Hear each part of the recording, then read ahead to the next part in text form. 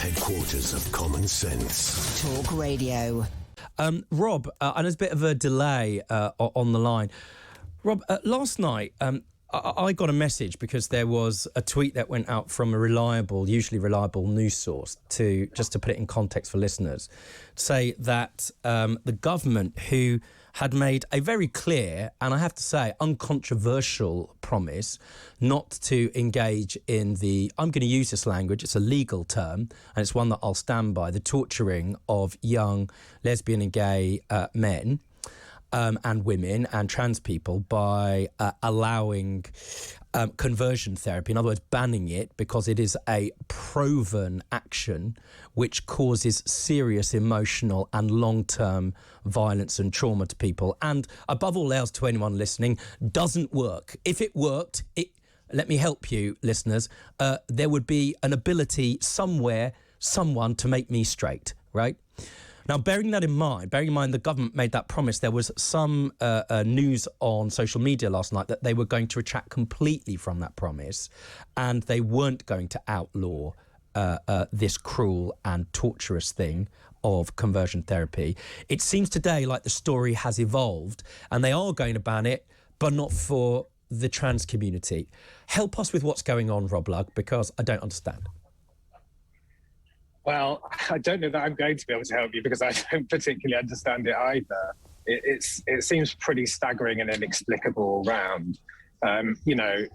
They've had, I think, 3 consultations at a UK government level now on this ban. Each of those consultations have come back pretty clearly and shown that it's essential for all LGBT plus people that conversion therapy is torture, doesn't, as you say, produce any positive outcomes, and in fact, leads to massive trauma, harm, and suicide, and it should be banned.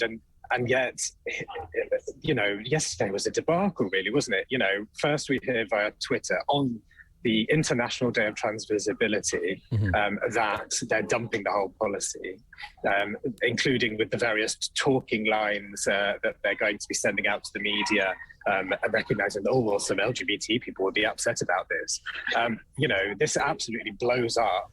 And then suddenly there's a retraction, but it's, only for lesbians and gay men and excludes trans people, which are frankly, as a cis gay man myself, the most vulnerable group within the LGBT community. Yeah, let me just help listeners. See, there is a lot of confusion. There is, not in my world, but for some people, a lot of worry and concern. And there needs to be further discussion about, and some might say education, and above all else, hearing and learning about the trans communities, right?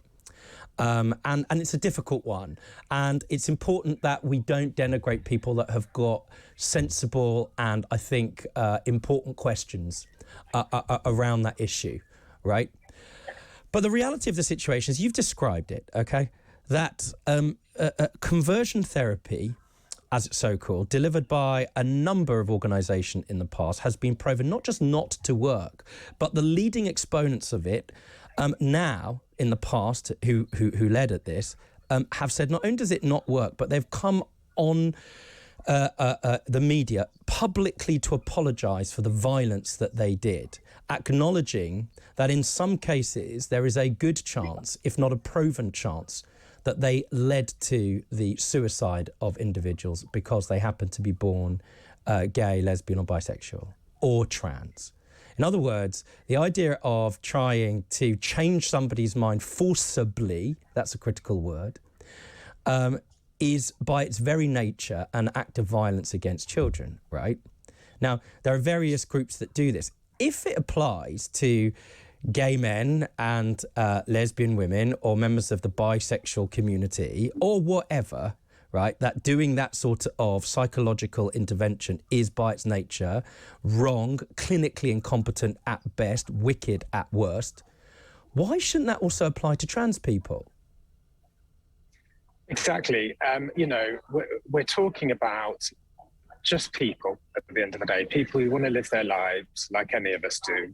And those of us who have come from the LGBT community, we know that when we were able to be honest and truthful about ourselves and be supported and loved it was transformative to our happiness and to our lives.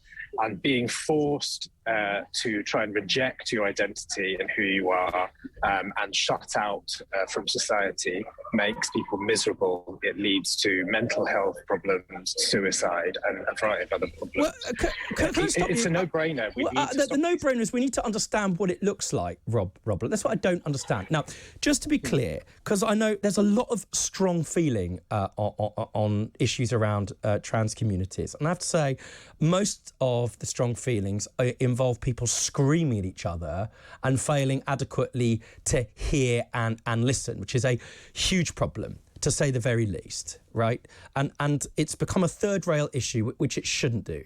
You know, it needs to be a discussion which is held in the context against a backdrop of dignity, imagining always what would it happen if your relation, your loved one, your brother, your sister, whoever it was a trans person. Ask that question first, and then ask those questions of them sensitively, but be allowed to ask those difficult questions, right?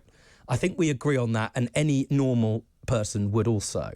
But just to be clear, we're not talking about issues around whether or not somebody should be able to transition or get access to puberty blockers or all of those, what people describe as hot button controversial topics. We're not talking about that. We're talking about somebody who presents as trans, who may present to a parent or perhaps a teacher, but whoever their guardian is, would then, unlike if that person presented as gay or lesbian, be allowed to be taken to a place where that place would legally be allowed to attempt to convert them, right, back to being non-trans. In other words, the same procedures, the same methodology which has been described internationally as torture when it comes to gay and lesbian and bisexual people can be deployed if this goes ahead against trans people.